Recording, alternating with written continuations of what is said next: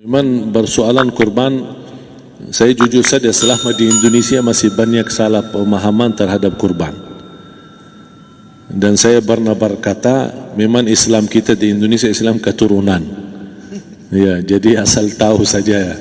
Ya, tapi dari segi belajaran, mohon maaf ya kita terlalu jauh terhadap pemahaman. Yang saya maksud, kita melaksanakan sesuatu tapi kita sudah belajar, sudah tahu, bukan hanya asal saya dengar, saya lihat, saya bukan sebatas itu, tapi kita bunyad dasarnya. Dan ini kelemahan kita, di antaranya kurban. Saya pernah mendengar, bukan malah sering mendengar soal kurban dihitungkan beroran. Jadi keluarga suami istri sama 5 anak berarti jumlah 7, wajib sapi. Kalau kurang daripada itu, atau misal suami istri tidak mampu, boleh ini tahun kurban kambing atas nama suami, tahun depan atas nama istrinya. Ini hal keliru sebenarnya. Yang dihitungkan soal kurban beda sama akikah dan beda sama zakat fitrah. Zakat fitrah sama akikah terhitung beroran. Akikah laki-laki 2 kambing, perempuan 1. Kalau tidak mampu boleh. Kalau ada kembar laki sama perempuan berarti 3 kambing. Tapi kalau tidak mampu boleh 1 kambing, tidak masalah. Dan tidak ada istilah sekarang saya kurban tapi nanti sisanya seolah-olah ada hutang sama Allah. Sesuai kemampuan kita. Di antaranya kurban. Kurban hitungannya berkeluarga, bukan beroran. Buktinya Rasulullah SAW dan juga cerita Nabi Ibrahim. Ketika Nabi Ibrahim mau sembelih Nabi Ismail, Allah turunkan apa? Mengganti sembelihan Nabi Ismail dengan ekor kambing dari surga. Berapa ekor kambing?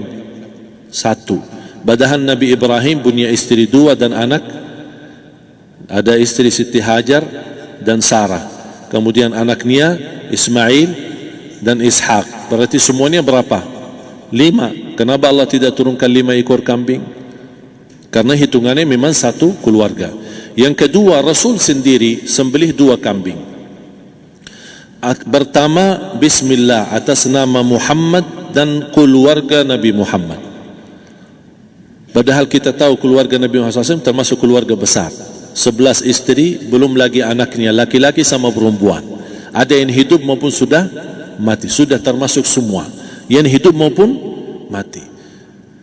Yang kedua, Rasul sembelihan yang kedua atas namaku dan umatku. Umatnya berapa miliar? Cuma 1 ekor kambing. Kenapa Rasulullah SAW berkurban atas nama dirinya dan umatnya?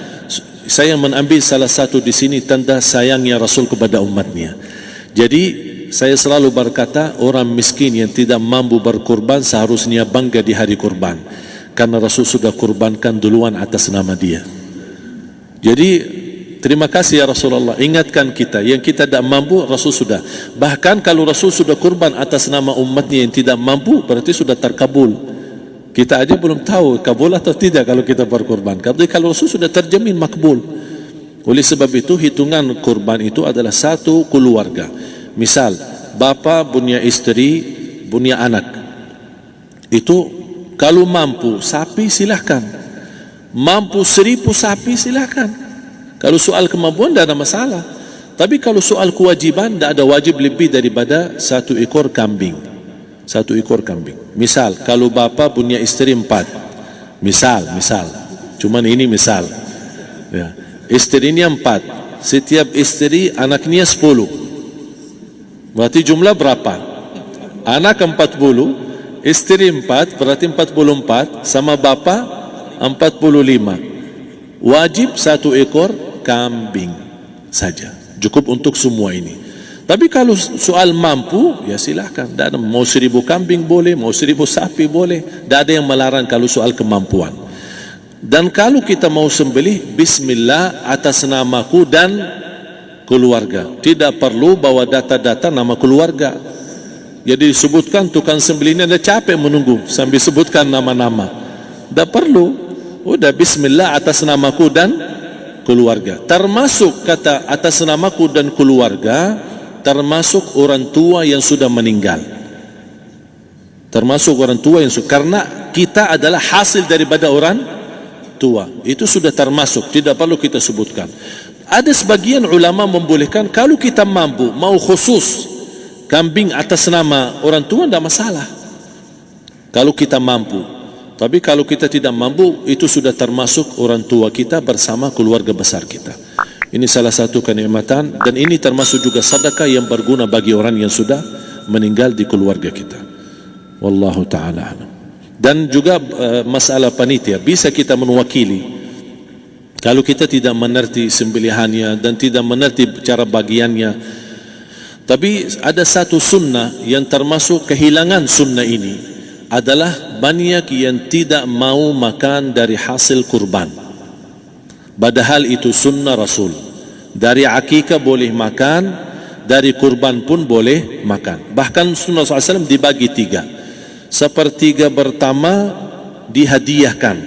Maksudnya kata dihadiahkan kepada orang kaya. Misal tetangga saya tapi orang kaya, dia bukan miskin, tapi boleh saling hadiah. Karena inti daripada hadiah silaturrahim. Ada keluarga kita termasuk mampu, tapi saya kasih, ini alhamdulillah saya sembelih sapi. Barangkali dia tidak mampu, cuma sembelih kambing. Udah, kita dapat daging kambing, dia dapat daging sapi. Tapi dengan niat hadiah, bukan sedekah. Karena dia bukan orang miskin yang menerima sedekah. Yang sepertiga yang kedua adalah sedekah. Sedekah itu termasuk orang miskin.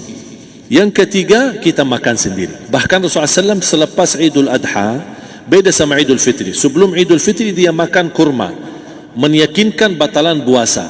Tapi kalau Idul Adha tidak makan dan minum sebelum salat, kenapa? Bukan tak berarti tidak boleh. Tapi Rasulullah SAW ingin pertama pembukaannya, buka sarapannya atau makan di pagi harinya selepas Idul Adha adalah dari hasil sembelihan kambing itu atau dari kurban. Jadi kita sebagian sedikit. Tapi kalau kita merasa alhamdulillah rezeki saya banyak di rumah, alhamdulillah banyak ada makanan, mau sedekahin semuanya, semua mau sedekahin, tidak masalah. Tapi yang saya maksud, kenapa tidak kita sekali-kali hidupkan sunnah Rasul? Jadi sebagian, walaupun ada sebagian sedikit lah, buat istilahnya sama sedikit porsi nasi atau apa, buat, karena kita berhak sebagai kita kurbankan lillahi ta'ala, kita berhak menikmati kurban ini yang lillahi ta'ala supaya kita mendapatkan keberkahannya, bukan hanya orang lain. Terus yang kedua ada masalah pembayaran. Kalau kita wakili panitia, boleh kita pesan sama panitia, tolong sedikit dari kurban saya minta buat saya makan. Itu tidak masalah, kita boleh minta. Dan boleh kita wakili, tapi kita tolong ingatkan, tidak boleh pembayaran hasil sembelihan itu dari kulitnya. Ini menjadi salah satu persoalan di Indonesia. Banyak tukang sembelih datang, ketika kita tawarkan untuk sembelih ini, berapa Pak? Oh tidak apa-apa, kasih aja kulitnya sama kepalanya. Jangan anda setuju, jangan anda terima. Oh maaf, saya tidak bisa.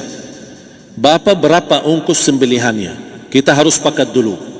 Tidak, saya ikhlas, tidak apa-apa, seikhlasnya. Tapi yang penting kepalanya sama kulitnya. Itu aja yang saya minta, yang lain tidak apa-apa. Tidak boleh. Tidak boleh. Kenapa? Karena ini kurban. Kata kurban berarti lillahi ta'ala, bukan untuk jual beli. Kalau kita sudah bayar dari bagian kurban, berarti bukan lillahi ta'ala. Harus kita jaga amalan itu. Tapi bagaimana cara jalan keluarnya? Kita harus sepakat, ijab kabul. Sepakat dulu, Pak, saya udah begini, saya kasih untuk sembelihan 50.000. Bapak setuju? Ya udah setuju. Selesai kan? Sudah sembelih, sudah potong, sudah semua. Lepas ini semua kita kasih ongkos 50.000 ongkos sembelihannya. Habis itu, Pak, kulitnya sama kepala hadiah buat Bapak. Itu dah apa-apa, dah masalah. Tapi bukan untuk bayar sembelihan.